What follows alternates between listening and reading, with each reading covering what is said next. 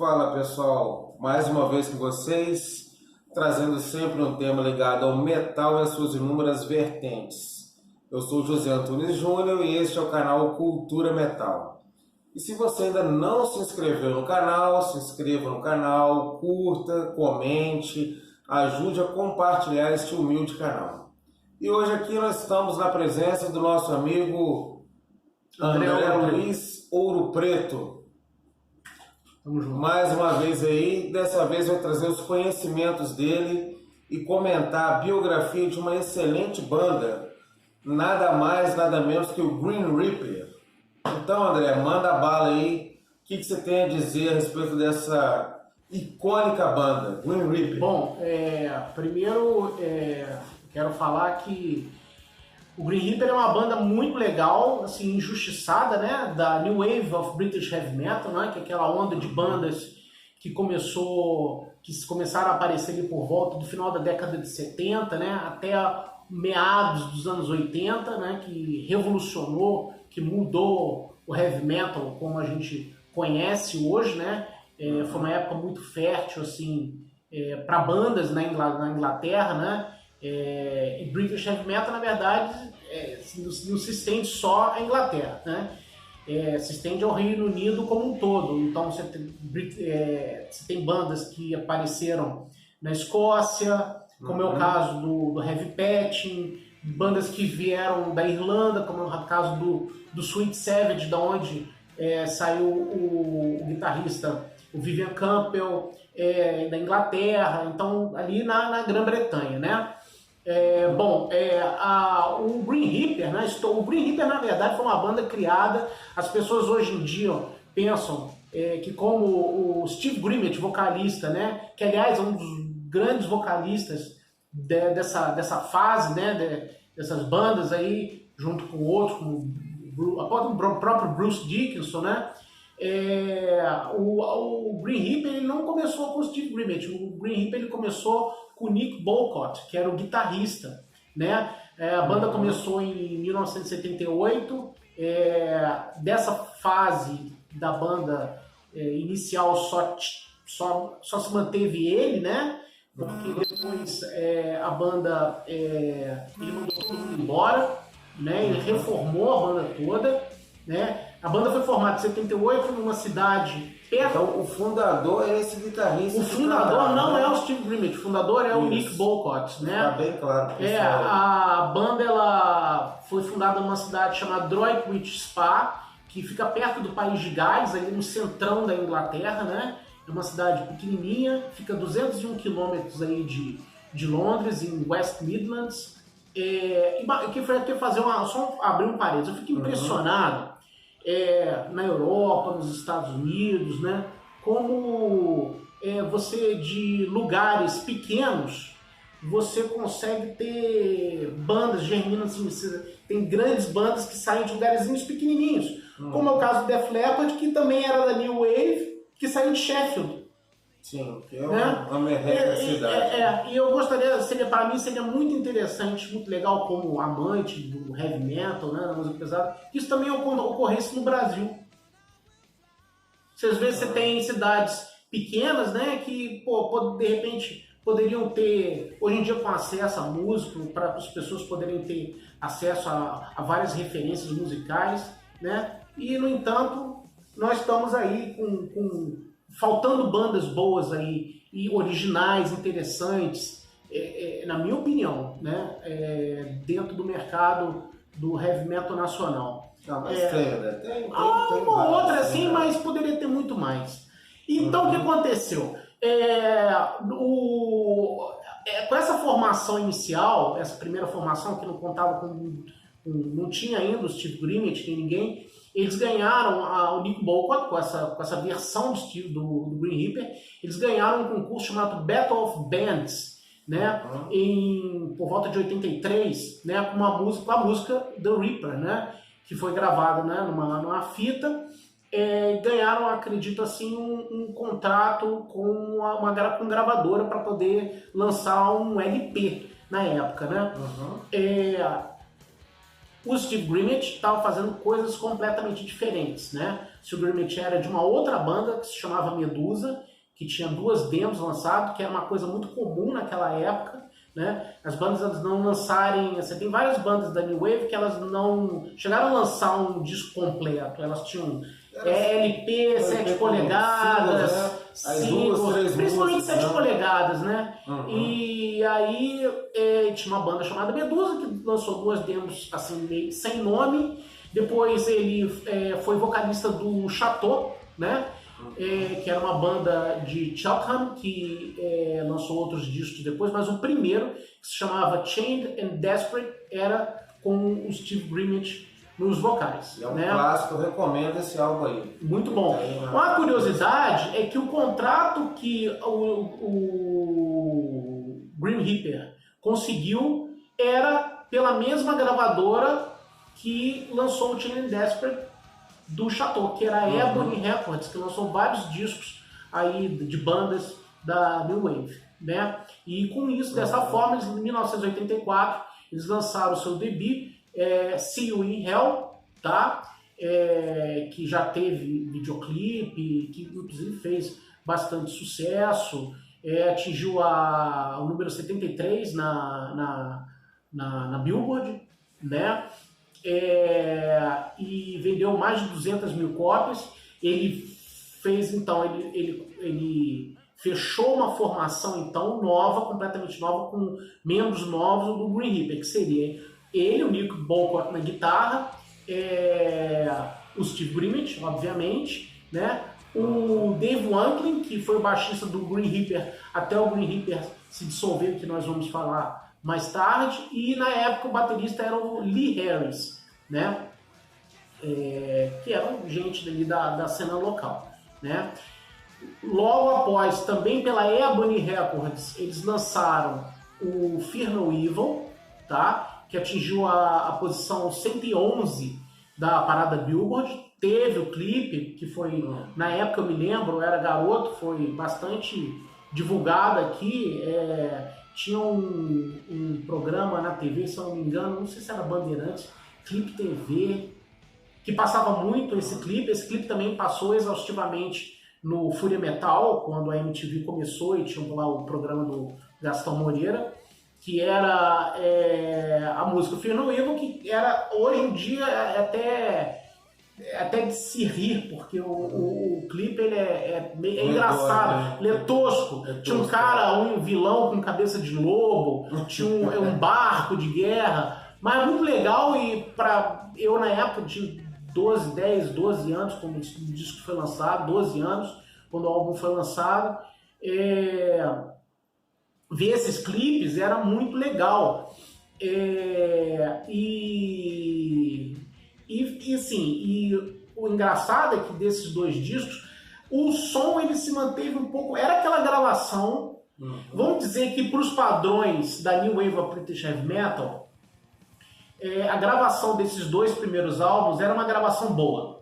Porque geralmente a gravação das bandas desse período são meio precárias, né? Levando em consideração, era uma gravadora boa. Era uma gravação boa, né? Para esse padrão, tá? E a linha assim, musical dos discos, ela era assim, praticamente a mesma. Eles mantiveram aquele estilo, que era um heavy com riffs muito fortes, umas melodias muito legais, refrões bem marcantes. Agora, era um som meio retão. Era simplão. Se você for comparar, por exemplo, com Iron Maiden, era simplão, porque era aquela coisa meio reta. Introdução, verso, riff, solo, acabou. Era nessa linha. E você nota uma ligeira, assim, como toda banda, óbvio, isso é de se notar, uma ligeira evolução da banda em termos de composição do primeiro para o segundo disco. Mas a cara do Grim Reaper era isso, era uma revisão. Mas deixa eu só te cortar um pouquinho, que acho que talvez o pessoal também não pegou. Como é que foi a junção, o conhecimento, a amizade entre o Steve Grimmett e o guitarrista que iniciou a banda? Como eles se conheceram? Foi na gravadora? Como é que foi Na isso? verdade, o Steve Grimmett já tinha lançado, antes de sair o See You in Hell, o Steve Grimmett já tinha lançado o Teen and Desperate. Sim, aí eles conheceram pela Então, gravadora. provavelmente deve ter se conhecido pela tá. gravadora, entendeu? Não, beleza. E também é de se falar que o pessoal fica exaltando muito New Wave, British Heavy Metal. Eu tô até com a camisa aqui do Iron Maiden, porque é a única que eu tinha em casa ali no momento. Para poder dar desse movimento, para poder fazer. Não, esse aí não, porque esse aí era holandês. Agora, a pessoa fica falando muito do Iron Maiden, New Wave. Cara, New Wave British Heavy Metal não se resume só aquele som típico do Iron Maiden. Você tem bandas, Def Leppard era diferente, Saxon era diferente, Venom era diferente. Entendeu? Então, assim, o Green Reaper era diferente. Entendeu? O Angel Witch era diferente, o Satan, Blitzkrieg Satan era diferente. Então, sabe, é uma coisa assim, era um heavy metal, mas era uma coisa diversa, era uma coisa assim, né? Que não tinha um padrão de sonoridade. Não existia um padrão de sonoridade. Né? E às vezes existiam semelhanças apenas. Sim, e houveram vários expoentes. O pessoal fala muito, voltando a falar Iron Maiden, Bruce Dickinson. Cara, para mim, o Steve Grimmett, no auge dele, que foi essa época aí, ele era tão bom ou melhor que o Bruce Dickinson, entendeu? Até porque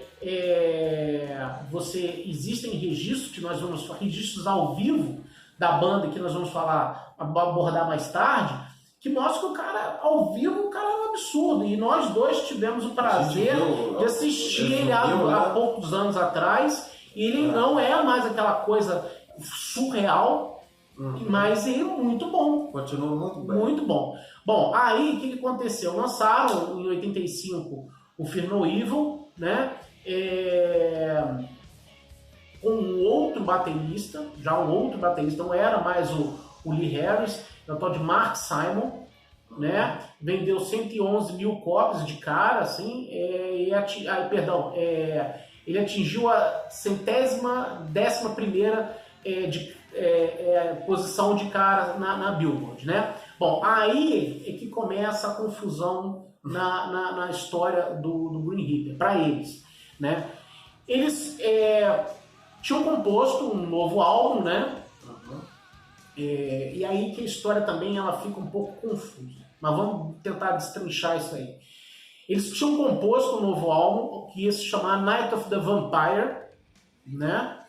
E eles estavam, apesar de eles terem um contrato com a Ebony, eles estavam tentando lançar esse disco pela RCA, que era uma gravadora major americana. Se não for americana, vocês me desculpem, mas acredito que seja.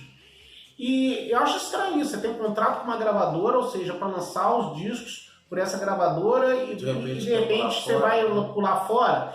Então é um negócio meio esquisito, né? E parece que as gravações da pré-produção ou as próprias gravações do disco, que eu acredito que foram bancadas pela Ebony para esse disco ter esse nome, foram recusadas pela RCA, né? E aí deu uma confusão danada. E acredito que nesse meio tempo, ou antes mesmo, o dono da gravadora Ebony, que já ouvi em vários círculos dizerem que era um cara metido esperto, meio picareta, pra variar também, né? registrou o domínio da banda, o nome da banda, como sendo propriedade intelectual dele. Nós já ouvimos essa história no Warlock, hein? Warlock, aconteceu a mesma coisa com o Warlock. Então, bom, aí você já viu ali o Mafuá, né? Bom, aí o que aconteceu? A RCA, ela, que era uma gravadora americana, né, com outro nível de excelência, né? A Ebony era uma gravadora pequena, underground inglesa, acostumada a lançar essas bandas locais, né? De repente eles pularam para um patamar acima, que era a RCA. E aí o que aconteceu? A RCA recusou essas gravações e chamou um produtor conhecido, que hoje está aposentado, chamado Max Norman, que já trabalhou com Lizzy Borden, já trabalhou com o Lynch Mob, já trabalhou com Ozzy, ele foi engenheiro de som do Blizzard of Oz, depois contribuiu em outras ocasiões com Ozzy, trabalhou com Savatage, já trabalhou com Loudness, né? Ele tinha um som característico, eu acho que o som, inclusive, do Green Hippie se adaptava perfeitamente a ele. Então, refizeram o disco, que foi lançado em 1987, então você viu, o Fear No Evil de 85 e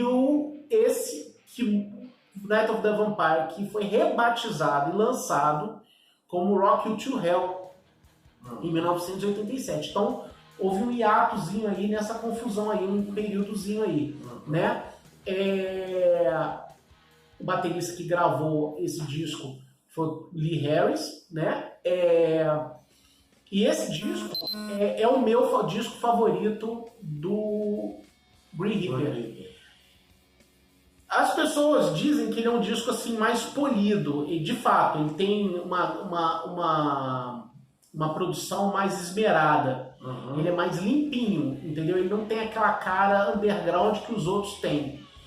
E agora, as músicas, cara, você nota na própria produção das músicas, entendeu?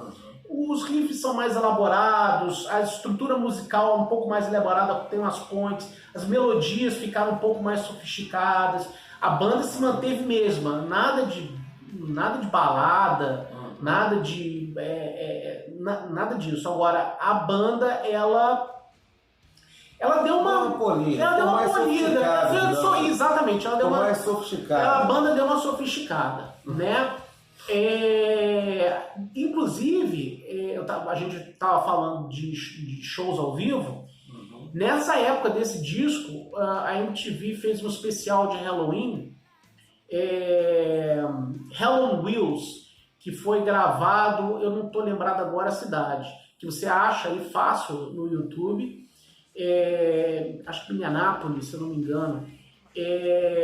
E um teatro médio porte nos Estados Unidos, que foi um pequeno festival de Halloween, acho que produzido pela MTV, onde participaram, para começar, entrando o Halloween, na época do Keeper 1, ou seja, Michael Kiske que tinha acabado de entrar na banda, né? Armored Saint, que eu, na época, eu não estou me lembrado na época qual o disco que era o Armored Saint que estavam, né, divulgando nessa época, e o Green Reaper. Então você tem, quem tiver curiosidade, a gente pode até depois colocar os links embaixo para vocês poderem ter acesso a esse pelo menos o show do Green Reaper. Você vê, cara, como... tá voando baixo, rapaz, como o Steve Griffith era um animal, como ele cantava um absurdo. Não parece, cara, parece que é um troço assim, absurdo, entendeu? E aí tem esse show que é o registro aí. Mas depois houveram alguns problemas legais que rolaram com a Ebony, que nós já mencionamos, por conta de grana, por conta de contrato, por conta do cara ter registrado o nome como domínio, como propriedade intelectual, o domínio sendo dele, o dono da Ebony. Então, ali aquela liga que juntava os caras da banda começou a esfarelar. E cada um foi para um canto.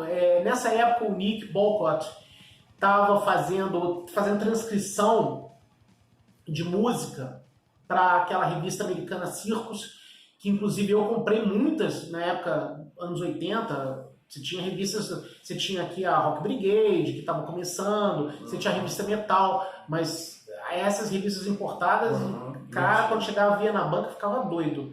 Você tinha, era um outro padrão de notícia, era um outro padrão de publicação. A gente estava, na realidade, estava quase 20 anos atrasado, entendeu?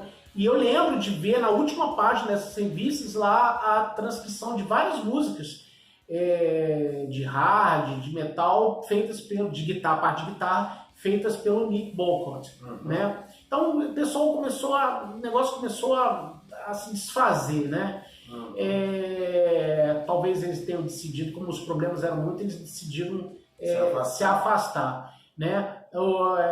Depois o Nick Boycott começou a trabalhar para Marshall, para as guitarras Dean, inclusive ele foi responsável por vários tributos legais ao Dimebag Darrell, que era endossado, que era patrocinado pela Dean. É um puta guitarrista.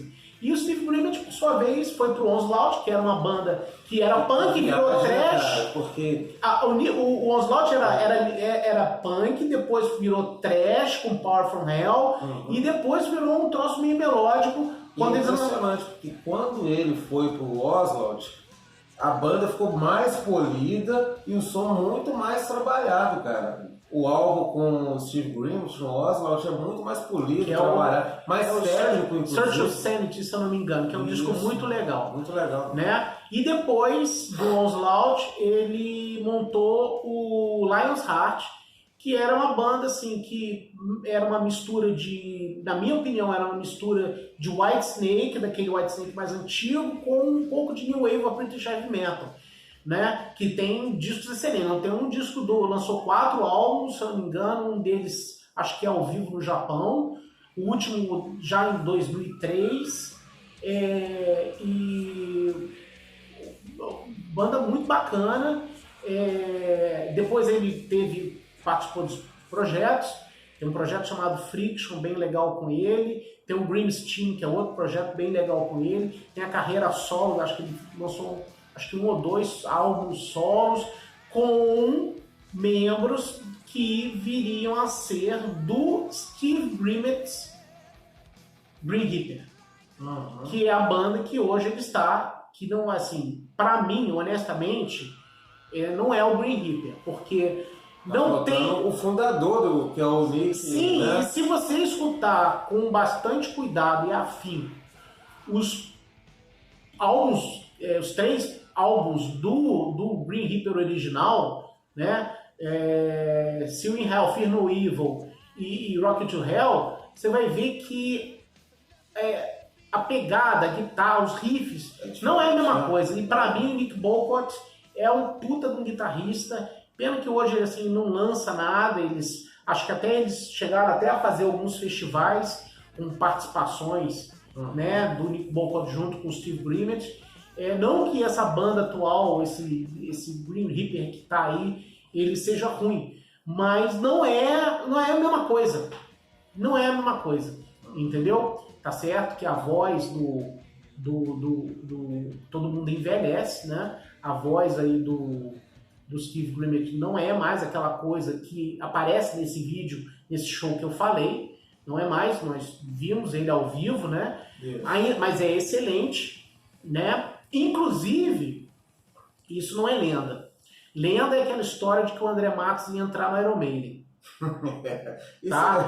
Lenda é aquela história desmentida pelo próprio Michael Kiske de que ele ia entrar no Iron Maiden, porque nunca que uma banda que bota a bandeira da Inglaterra... Michael Kiske não, André Matos. Michael Kiske.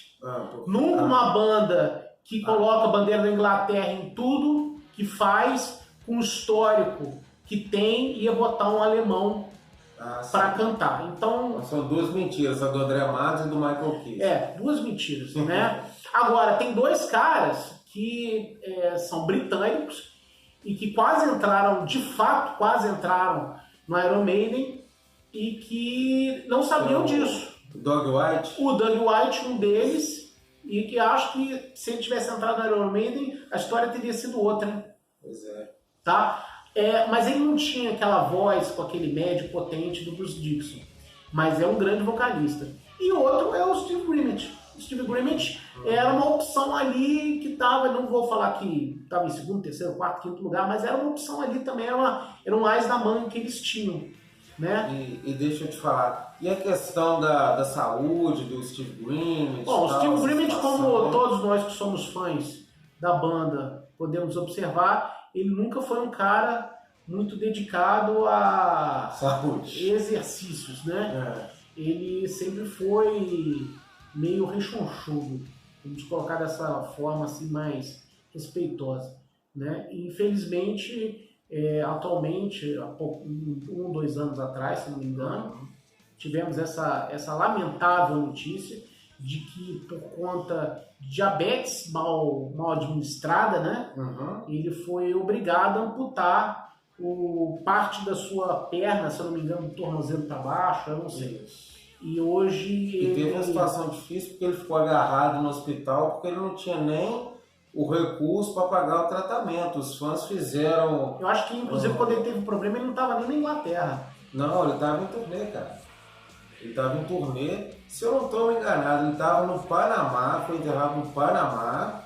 E lá ele foi amputado a perna e os fãs fizeram uma vaquinha e ajudaram ele a colocar uma perna mecânica. Hoje é uma prótese, desculpe.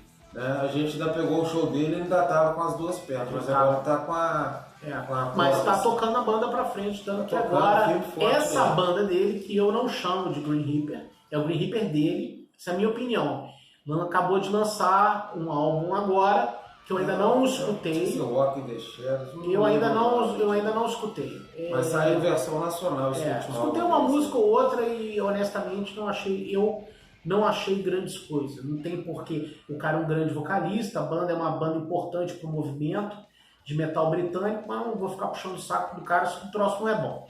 Então, o que eu escutei eu não gostei, entendeu? Então, se você conhece Green Reaper, tá aí um breve histórico. Se você não conhece, corre atrás, pelo menos para escutar um pouquinho longo, mas esses álbuns. Esclarecemos pontos controvertidos, digamos assim. Porque é uma grande banda com um grande vocalista e um grande guitarrista. É isso aí, galera. Então, espero que vocês tenham gostado. As edições do vídeo ficam sempre por conta do nosso correspondente no Japão, Felipe Riot. Forte abraço para você, Felipe Riot. Se inscreva no canal, curta e comente. Este é o canal de metal para fãs de metal. Forte abraço. Valeu!